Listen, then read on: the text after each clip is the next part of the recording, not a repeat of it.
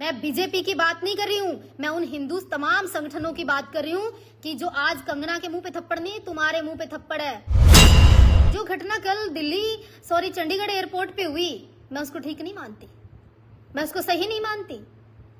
उसको सही यूं नहीं मानती कि कल कौन फौजियों पे, कल फौजियों की ड्रेस पे, कल कौन पुलिस की वर्दी पे ट्रस्ट करेगा। भूपेंद्र सिंह हुड्डा मुख्यमंत्री थे और भूपेंद्र सिंह हुड्डा के ऊपर पानीपत में थप्पड़ मारा था, तो क्या सही मानते हो आप? उसको सही मानते हो क्या? उसको उसकी आज तक आपको पता है फिर वो जो थप्पड़ मारने वाला व्यक्ति था वो कहाँ है और कहाँ वो चला गया? पता है उसको किस पागल खाने में है?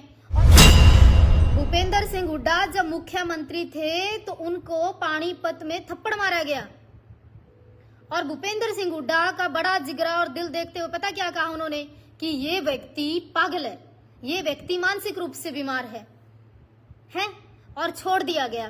पर आज तक ये बताओ वो पागल व्यक्ति कौन है? क्या उसकी पहचान हो पाई? फिर आप बात कर लो, सिंघम आया था पानीपत के अंदर ट्रैफिक पुलिस में, आधा देश आंदोलनकारियों का उसके पीछे लग गया था और आंदोलनकारियों ने खूब कहा कि हम तेरे साथ हैं, हम तेरे साथ हैं, भाई तू फलाना है, डिकड़ा है। आंदोलनकारियों ने खूब कहा कि तेरी वर्दी बचा देंगे सिंघम, तू लड़, सरकार से लड़। और मैंने ये कहा था कि तुम इसकी नौकरी खा जाओगे। कहाँ है वो? कहाँ है उसकी यूनिफॉर्म? कहाँ है पुलिस की वर्दी? और वो आंदोलनकारी उसकी वर्दी खा गए, उसकी नौकरी खा गए और वो बेचारा सड़कों पे धक्के खा रहा है वहां खेतों में।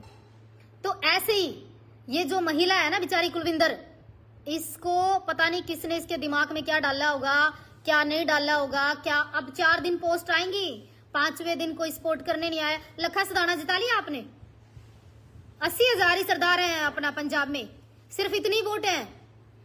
ये इस तरह की चीजें करके आहुति मत चढ़ाया करो। दूसरी एक और बात सुनो, बड़े ध्यान से सुनना। अमृतपाल को बाहर निकलवा लिया आप लोगों ने, आ गया अमृतपाल बाहर। तो ये लोग 5 दिन पोस्ट डालते हैं, 6ठे दिन कोई नहीं मिलता।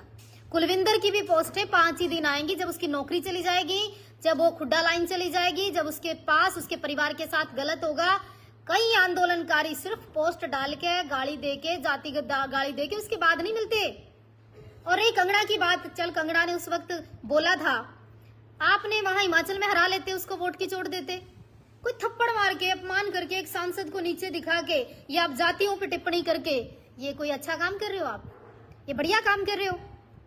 बीजेपी को हरा देते ना सारी जगह से, इतना दम था किसी में, क्यों नहीं हराई? 240 सीटें या 295 के 292 सीटें फिर भी आ गई। आज 303 का परिवार हो गया जी। ठीक है, और कल मोदी जी फिर सरकार बना लेंगे, फिर प्रधानमंत्री। और आप लोग है ना, बात किसान की नहीं कर रही हूँ, उन लोगों की कर रही हूँ, बात बीजेपी की नहीं कर रही हूँ, मैं उन लोगों की कर रही हूँ। आपने सभ्यता भूल गए, संस्कृति भूल गए, धर्म भूल गए, देश भूल गए। अरे एक वर्दी के ऊपर है ना, वर्दी के ऊपर ट्रस्ट करता आदमी, चाहे वो मुस्लिम पहने, चाहे कश्मीर का व्यक्ति पहने, चाहे पंजाब का व्यक्ति पहने, चाहे हरियाणा का व्यक्ति पहने।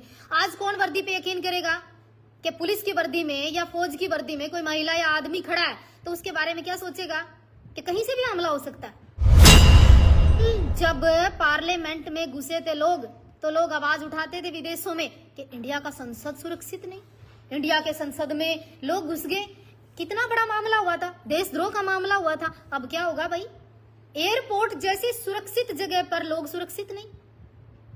बात कंगना राणावत की नहीं है, बात सुरक्षा की है, भारत की एजेंसियों की है, भारत की मिलिट्री की है, भारत की फौज की है। तो क्या जाति देखकर लोग भर्ती करेंगे? समुदाय देखकर लोग खड़े होंगे, इतिहास की बातें दोहराएंगे, इंदिरा को याद करेंगे, सिखों ने जब हमला कर दिया था उसको याद करेंगे। तुमने कांग्रेस को पंजाब से खत्म क्यों नहीं कर दिया? टायर जला जला कर गर्दन में डाले गए थे।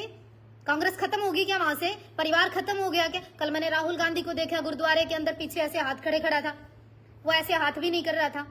मोदी जी को मैंने देखा गुरुद्वारे में जाते हुए, सर झुकाकर, दोनों हाथ खुले नहीं, जुड़े रहे पूरा टाइम गुरुद्वारे के अंदर। इसे कहते हैं संस्कृति। जब मोदी सरकार की गलती थी तो मैंने हमेशा गलती कही, किसान जब बैठे थे तो मैंने हमेशा सपोर्ट किया, जिस जिसकी बात थी मैंने हमेशा सही किया। पर कल से जिस तरह की पोस्टें आना, कंगना के नाम पर राजपूत समाज को नीचे दिखाना, बीजेपी कितना खड़े होकर सपोर्ट कर रही है कंगना की? या राजपूत समाज वो राजपूत समाज अब ठीक हो रहा है। खुश हो तुम, बहुत बढ़िया हो तुम, अच्छा फील कर रहे हो तुम संगठनों हैं। एक मर्द, एक शेर, एक योगी, एक को पीएम देखना चाहते थे हम लोग, योगी आदित्यनाथ को। अब वो नीचे गर्दन करके बैठे होंगे कि कितने सांसद यूपी के। ये देखो अभी शुरुआत है, रुझान आने शुरू हुए, रुकिए आप थोड़ा ठहरिए। हिंदू समाज, है क्या बेइज्जती करवा रहे हो आप? मैं बीजेपी की बात नहीं कर रही हूँ, मैं उन हिंदू तमाम संगठनों की बात कर रही हूँ कि जो आज कंगना के मुंह पे थप्पड़ नहीं, तुम्हारे मुंह पे थप्पड़ है, ये पूरे राजपूताना पे थप्पड़ है, ये पूरे राष्ट्र पे थप्पड़ है। ये हिमाचल की बेटी का नहीं, पूरे हिमाचलियों का अपमान है। एक बेटी के ऊपर थप्पड़ मारकर, ये कोई शेरनी वाला काम नहीं है। आप ललकार कर आते और फिर कहते कंगना को थप्पड़ मारेंगे, हमला करेंगे, भले अगली आहुति चढ़ जाती है।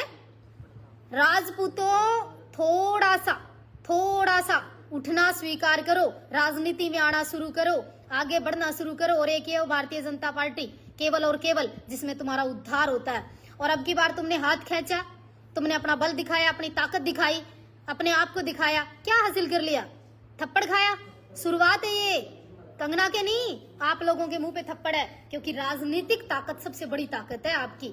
और अगर सबको लगता है ना कि अक्टूबर के अंदर विधानसभा के अंदर आप टिकटें लेकर आओ, क्षत्रियो, आप हिंदू समाज के लोगों टिकटें लेकर आओ, आप यहाँ से आगे बढ़ो, आप पार्लियामेंट कम गए कोई बात नहीं, आप संसद में यहाँ फिर आगे पहुंचिए।